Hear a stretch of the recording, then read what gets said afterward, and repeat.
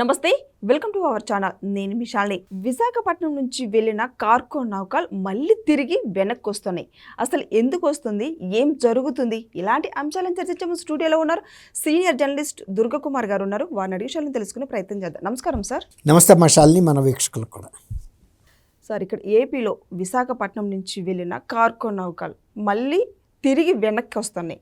ఎందుకు, అసలు ఏం జరుగుతుంది సార్? ఇప్పుడు మీరు అన్నట్టు ఇరాన్ అమెరికా మధ్య జరుగుతున్న యుద్ధం ఇంతవరకు మనం ఏమనుకున్నాం అంటే ఎక్కడో దూరంగా జరుగుతుంది, ఆ యుద్ధంతో మనకేం సంబంధం లేదు, వాళ్ళు బాంబులు వేసుకుంటున్నారు, ఇంకా ఏదో పక్క దేశాల మీద వేస్తున్నారు అని. కానీ ఎప్పుడైనా సరే ప్రపంచంలో ఎక్కడ యుద్ధాలు జరుగుతున్నా ఇవాళ ప్రపంచం అనేది ఒక కుగ్రామంగా మారిపోయింది. అనేక అంశాల మీద ఒకళ్ళు ఆధారపడే పరిస్థితి. కాబట్టి ఎక్కడ యుద్ధం వచ్చినా కూడా దాని ప్రభావం ఆర్థికంగా కానీ మరో రకంగా కానీ ఇతర కన్జ్యూమబుల్ ఐటమ్స్ మనం వాడుకునే ఇంధనం కానీ అలాగే ఆహార ధాన్యాలు, ఆహార వస్తువులు ఇలాంటి అనేకం, లేకపోతే కన్జ్యూమబుల్ ప్రోడక్ట్స్ కొన్ని దిగుమతి చేసుకునే వస్తువుల మీద చాలా ప్రభావం చూపిస్తుంది. ఆ ప్రభావం మన ప్రజా జీవితం మీద కూడా చూపిస్తుంది. ఇప్పుడు ఆల్రెడీ ఆ పరిస్థితి వైజాగ్ నుంచి వెళ్ళిన షిప్స్ ఎదుర్కొంటున్నాయి. మన ఈస్ట్ కోస్ట్ అంటే తూర్పు నౌకాదళం, తూర్పున ఉండే నౌకాశ్రమం వైజాగ్ పోర్ట్ అనేది దేశంలో ఉన్న మేజర్ పోర్టుల్లో అది కూడా ఒకటి. అక్కడ నుంచి అనేక దేశాలకి, అనేక ఖండాలకి కూడా షిప్మెంట్స్ జరుగుతూ ఉంటాయి. కంటైనర్ రూపంలో ఈ వస్తువులు వెళ్తుంటే ఇనుప ఖనిజం కానీ అలాంటివి వెళ్తూ ఉంటాయి మన దగ్గర నుంచి. అలాగే ఎరువులు వెళ్తాయి. తర్వాత ఇక్కడ నుంచి బియ్యం ఇలాంటి ఆహార ధాన్యాలు కూడా వెళ్తూ ఉంటాయి ఆఫ్రికా దేశాలకి, ఇట్లా సౌదీ లాంటి కంట్రీస్కి. ఇప్పుడు మొన్న ఇక్కడ నుంచి వెళ్ళిన ఒక షిప్పు ఇరాన్ ఏం చేసిందంటే, ఇరాన్ నుంచి బయటికి వెళ్ళే ఒక జలసంధి ఉంది. అది ఇతర కంట్రీస్కి ఏంటంటే ఒమన్కి, సౌదీకి, ఖతార్కి, యునైటెడ్ అరబ్ ఎమిరేట్స్కి, కువైట్కి, ఇరాక్ అండ్ వాళ్ళ దేశానికి వెళ్ళాలన్నా కూడా ఈ హర్ముజ్ అనే ఒక జలసంధి చాలా కీలకం. అది చాలా నేరోగా ఉంటుంది, అది ఇరాన్ ఆధీనంలో ఉంటుంది. కాబట్టి ఇప్పుడు యుద్ధం వచ్చింది కాబట్టి వాళ్ళు ప్రపంచంలో ఇతర దేశాలకు కూడా ఆ ప్రభావం కనపడాలంటే ఇతర దేశాలకు కనుక ఎగుమతులు దిగుమతులు సక్రమంగా జరిగిపోతున్నాయి అనుకోండి, వాళ్ళకి ఆ బాధ తెలియదు కదా. ఇప్పుడు మనకు కూడా ఎట్లా తెలిసింది, ఇప్పుడు ఆ హర్ముజ్ జలసంధిని మూసేయటం ద్వారా ఇన్ని కంట్రీస్ అంటే ఒక రకంగా చూడండి, ఈ ముస్లిం దేశాలు ఏవైతే ఉన్నాయో అన్నీ కూడా చాలా ముఖ్యమైన కంట్రీస్. అవన్నీ కూడా ఆ కంట్రీస్కి వెళ్ళే పరిస్థితి వాళ్ళ ఏ ఎగుమతి దిగుమతులు చేసే షిప్స్ వెళ్ళలేని పరిస్థితికి వచ్చింది. ఇప్పుడు ఇక్కడ హార్మూజ్ బయటే యాంకర్ చేశారు. ఇక్కడ నుంచి వెళ్ళిన ఒక 10,000 కంటైనర్లు తీసుకెళ్తుంది.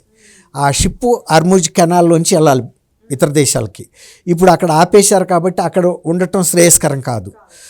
కానీ తీసుకురావటం కూడా అంత ఈజీ కాదు. ఎందుకంటే ఇక్కడ ఒక్కసారి పోర్ట్లో కస్టమ్స్ క్లియరెన్స్ అయ్యి వాటికి సీలేసి పంపించేస్తారు.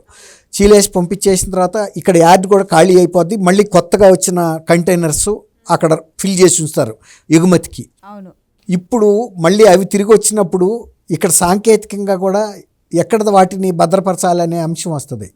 ఇప్పుడు అలాంటి పరిస్థితి వచ్చింది వైజాగ్ పోర్ట్ ట్రస్ట్కి. ఇప్పుడు వాళ్ళు ఆల్టర్నేటివ్ అరేంజ్మెంట్ చేసుకోవాలి. వచ్చిన తర్వాత షిప్పు ఎంతో కాలం దాటిని అక్కడ ఉంచితే షిప్కి ఉండే ఇది దెబ్బతింటుంది. అంటే వాళ్ళు ఇంకోసాటికి ఇంకో కిరాయికి వెళ్ళాలి కదా, ఇంకొక అసైన్మెంట్ మీద వెళ్ళాలి. అవి అక్కడ పెట్టుకుని కూర్చోలేరు. ఏ పోర్ట్ నుంచి అయితే బయలుదేరిందో ఆ పోర్ట్కే తీసుకొచ్చి అప్పచెప్పాలనే ఒక నిర్ణయం అయితే తీసుకున్నారు. ఇప్పుడు ఆ షిప్ ఇక్కడికి వచ్చేటప్పటికి అది దిగుమతి చేసిన 10,000 కంటైనర్లు ఎక్కడ పెట్టాలని పోర్ట్ యాజమాని కూడా ఆలోచించి పోర్టుకి బయట ప్రాంతంలో ఉన్న ఒక 5 ఎకరాలను గుర్తించారు. అక్కడ మహా ఉంటే ఒక 7,000 కంటైనర్లు పెట్టగలుగుతారని అంచనాకు వచ్చారు. ఇంకా 3,000 కంటైనర్లు ఉంటాయి. ఈ 3,000 కంటైనర్లని ఎక్కడికి పంపాలి? ఎక్కడ పడితే అక్కడ పెట్టడానికి ఉండదు.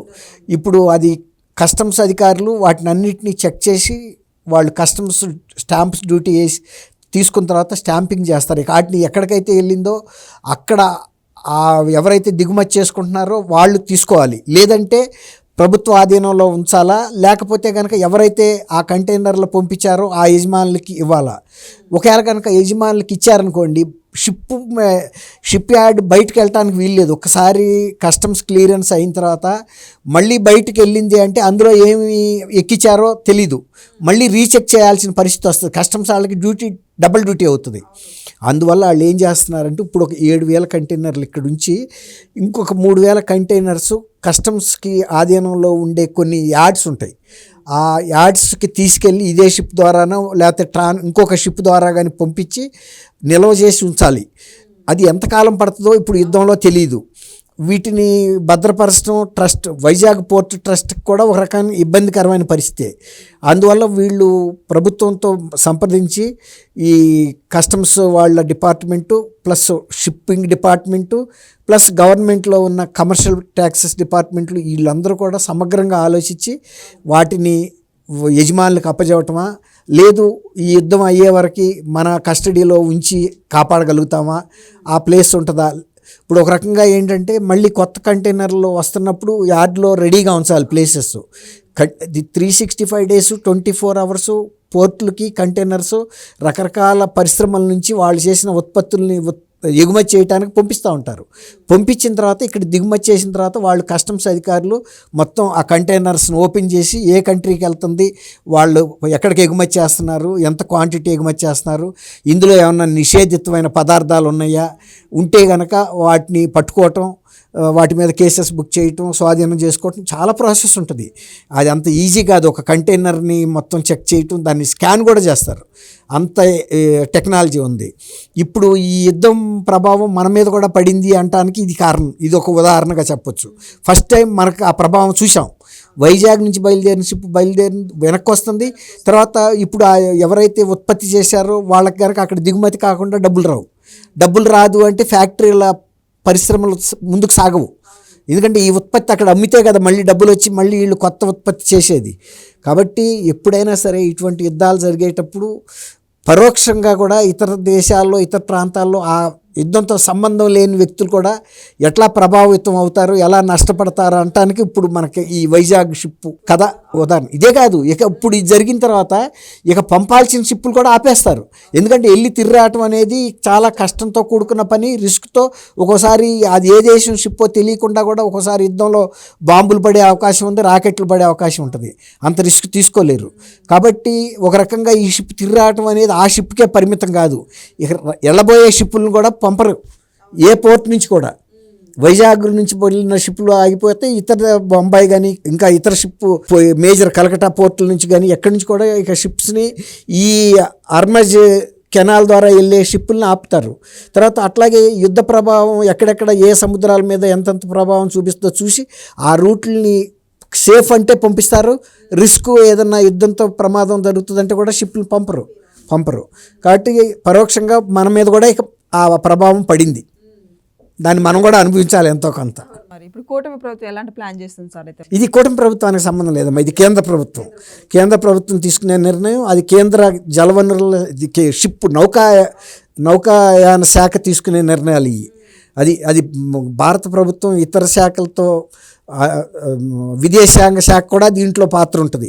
వాళ్ళు కూడా అక్కడ ఉన్న పరిస్థితిని ఎప్పటికప్పుడు అసెస్మెంట్ చేసి మన గవర్నమెంట్కి అడ్వైజ్ చేస్తారు. షిప్స్ పంపొచ్చా పంపకూడదా, ఏరోప్లేన్స్ పంపొచ్చా పంపకూడదా, ఇక్కడి నుంచి వచ్చే ప్యాసింజర్స్ కూడా అడ్వైజరీ ఇస్తారు. మీరు ఏ ప్రాంతాల్లో వెళ్ళకూడదో నిషేధితమైన ప్రాంతాలు కూడా అడ్వైజరీ ఇస్తుంది ఎప్పటికప్పుడు మన ఎంబసీలు, అట్లా అనమాట. కాబట్టి కేంద్ర నౌకాయాన శాఖ ఇప్పుడు అప్రమత్తమై ఉంటుంది. ఎక్కడి నుంచి ఏ సేఫ్గా వెళ్ళగలుగుతాయా, వెళ్ళలేని ప్రదేశాలు ఉంటే కనుక ముందుగానే నివారిస్తారు. థ్యాంక్ యూ అమ్మా శాలిని, మన వీక్షకులకు.